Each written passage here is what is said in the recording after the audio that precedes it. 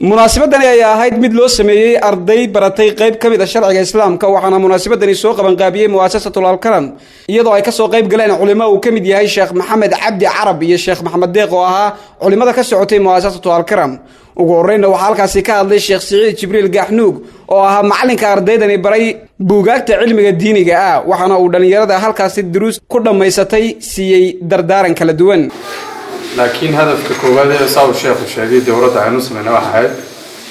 in dhalinyarta yaryar ee soo kacaysa waa mustaqbalkeena waa haween culimadii bari waa haween siyaasiyiintii bari waa dhaqtaradii bari waa injineeradii bari waa niman cid kasta oo bari toola wadanka u shaqeynta wasaawayda marka hadafkeenu waa in dhalinyarta aynu ka dhisno aqoonta أنا كردسنا أقوانت كلا أنا بوحنا أرض كمدا أرضي دي كل جنس مدرسة عبد الله بن عباس إلى ما دي ما أنت نوريا دولات كبيرة يعني وحن كسو كوبيا وحن برانيد أصل وحن بران علم شرعي علم الشرع وارد حالك أنبياء شرفنا وحاوه فلان إنك جاهل كامر كلا جود هذا جاهل وحناقة يوم ونيك علم قالنا لقول هذا نيك علم يقول لي وفرح يوم جاهل نيك جاهل حتى وكحناقة ده كنت أوريه جاهلو أنا جاهل يقول هذا بقولنا ولا تقالنا علم يقول قيمة سولية هاي دانك كلا واحد يسقون على كاسيكا هذا Sheekh Maxamed Cabdi Carab isagoo soo dhaweeyay dawladani ay dhalinyarada badani ka qayb galeen kuna baranayeen culumta sharciga islaamka qayb kamida waxaanu yiri runtii markii la yiri dhalinyarada loo xirayaa dawlad waxaan eegay rag waaweyn oo kaliya taarub laban eegay laakiin daayarta aad ku daayar qiimaha leh ee u dhabar adeegay inay dawladdaas ka faa'iideystaan iyadoo runtii dadkii la dacdaha ay yihiin kuwo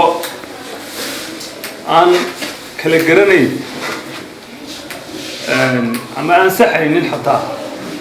salaada sida u tukan lahaayeen iyo sida ay u noolaan lahaayeen aan xataa garanaynin haddii idinkoo da'daasa aad dusha ka haysaan kutubta caqiidada oo xafideen oo maanta garanaysaan xaqa ilaahay subxaana watacaala idinku leeyahay xaqa waalidkiinu idinku leeyahay xaqa dadkiinu idinku leeyihiin xaqa ummaddu idinku leedahay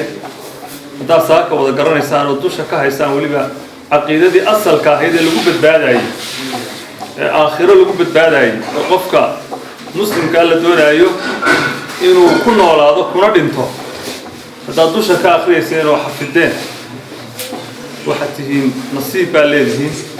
kamid ardayda halkaasi wax ku baratay ayaa iyaguna ka mahadnaqay aqoonta la baray iyagoo u mahad celiyay culimada ay kamid ka yihiin Sheekh Maxamed Deeq oo kamid ahaa muassasatul alkaram oo ahayd muassasada soo qaban qaabisay gabagabadii waxa munaasabadani soo afmeeray Sheekh Maxamed Deeq oo ahaa mas'uulka ka socday muassasada soo diyaarisay dawladani waxaanu yiri inayna noqonin dad mutalawiniina oo lagu wajiilayaalo wajiga madrasada iyo masaajidka iyo khayrka uu ku baranayaa inuu noqdo hadana intuu kiis ka saaro وجه كلا حدا دغنا نقدك waxa gabigiisu wanaarayba sharca kala xiranaya inayna noqonin inay noqono dadkii lagu taasiri lahaa